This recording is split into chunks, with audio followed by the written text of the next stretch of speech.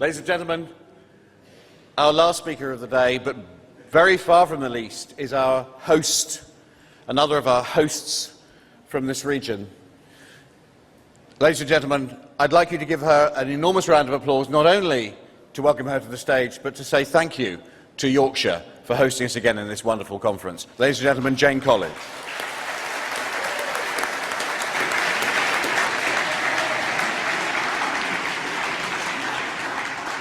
Sorry, I'm not quite as tall as Jill. Good afternoon, conference. As your final speaker, I'm going to make sure that I don't go on for too long, so we can all get back in front of the TV and watch England thrash Wales in the Rugby World Cup. So I hope you've enjoyed the conference, and good night.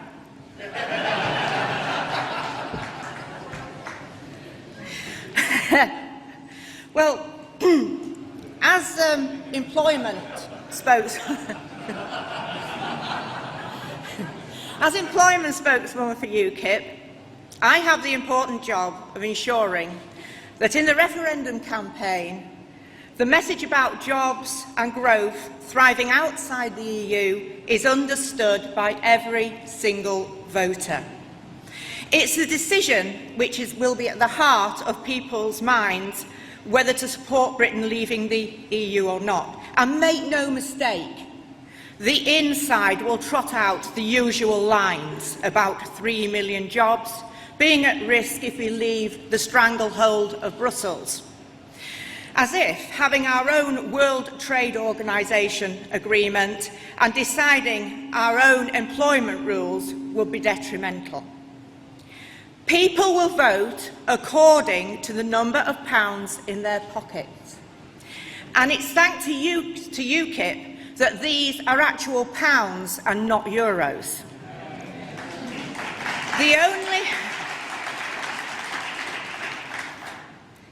The only jobs at risk from the British exit from the European Union are MEPs, commissioners and big business lobbyists.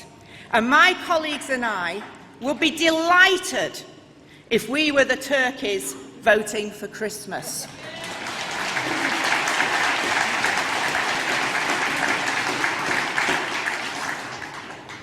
So that is why we must champion the huge growth potential of the United Kingdom, so we can trade with the world unfettered by the European Commission. That is why we must ensure people know that it's the EU red tape that costs businesses money and stops job creation and wage rises.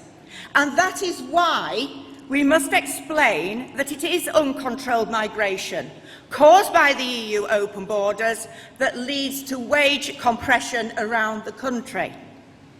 As soon as the referendum was on the table, something again I will point out that was brought about because of pressure put on by UKIP, and all you delegates here in this room, you've achieved that as well.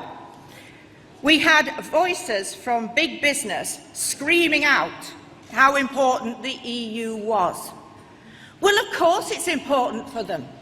Of course it is. That's how they get their cheap labour. It's how they get and keep competitors out of the market by flooding Brussels with their lobbyists. Take Sir Mike Rake, President of the CBI and the former Deputy Chairman of Barclays plc. In 2009, when Sir Mike was in situ, Barclays relocated some of their IT team to Lithuania, where instead of paying their staff the £20,000 which they paid them in the UK, it meant that they could pay them less than half that money. So when you hear the CBI, probably on their prime slot on the BBC, talking about how we need the EU for jobs, remember they're talking about their jobs and the ones they are exporting thanks to EU rules.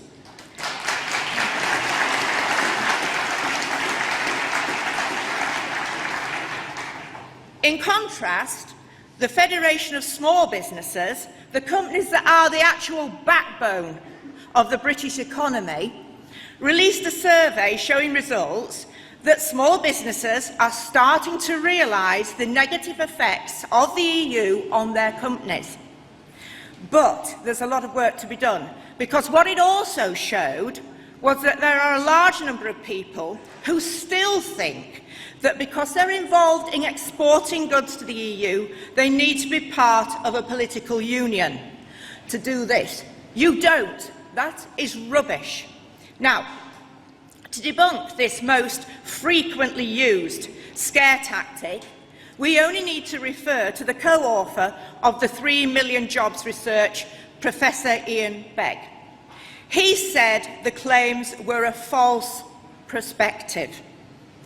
The scaremongers who would have it that we should, if we leave the political union, that we will lose our business from the 27 other members of state who remain in the EU, they're saying that what will happen is they will no longer buy British goods.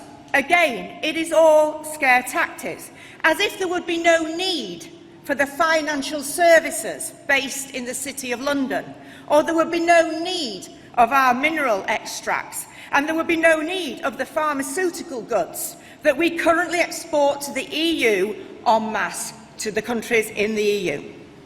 In fact, we have a whole variety of examples where our membership of the EU has cost us jobs and obviously cost us money.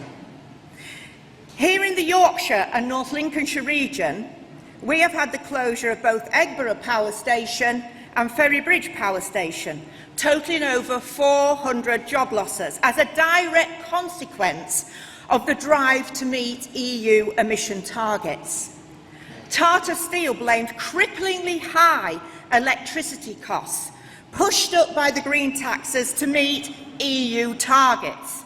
They blamed that for the loss of their 720 jobs, and that was mainly in the Rotherham area. And Young's in Grimsby announced redundancies after it lost out on a lucrative contract to Sainsbury's, to a company who had much lower running costs thanks to a fish processing plant based in Poland.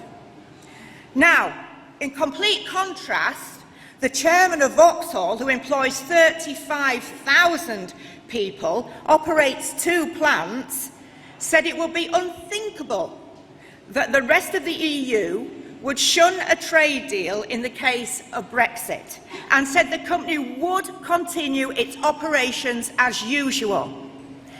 The chief executive of Hitachi Rail, Alistair Dormer, who recently opened a factory in the North East where investment by the government is only £5 and a penny compared to London, where it is over £2,500 per person in London, said that links with our #1 trading partner does not necessarily depend on the UK remaining in the EU. Speaking at the opening of another plant, he said, "Whatever the British public decides, what's important is we continue our close trade links, whether we're in the EU or whether we're out of the EU."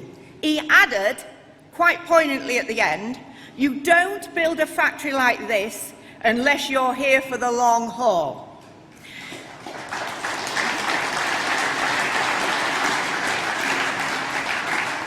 And even the HSBC chief executive admitted last week that Brexit would make no difference to the bank's plans. As my colleagues have spoken about over the last 2 days, when it comes to every area of our life, our country, be it agriculture, business, trade or energy, all these policies, the EU still holds the key. Employment is at the very heart of our campaign to regain independence for Britain and to win this referendum. And to do so, we must tackle the scare stories. So what we need to do, we need to concentrate on spreading the message that outside the EU, the UK economy will thrive, it will flourish. This referendum is there for us to win. It's our referendum. We will win this. And with a strong, positive message about the benefits of a free, independent Britain thriving in the global market, ladies and gentlemen, we will win.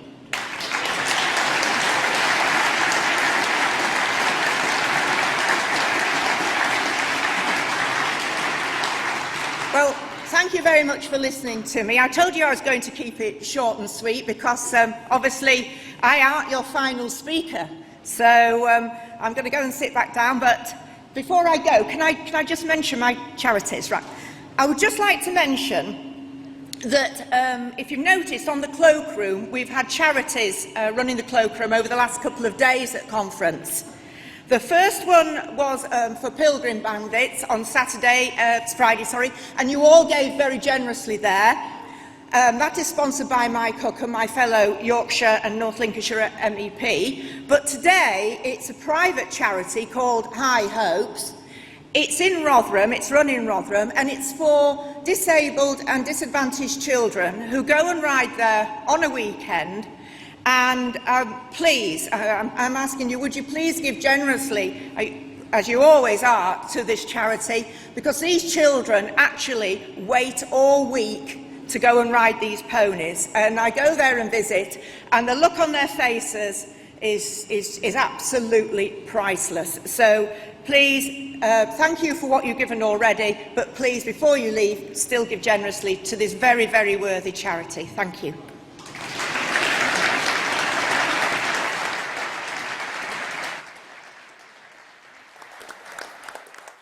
You didn't frankly have the balls to put country before party.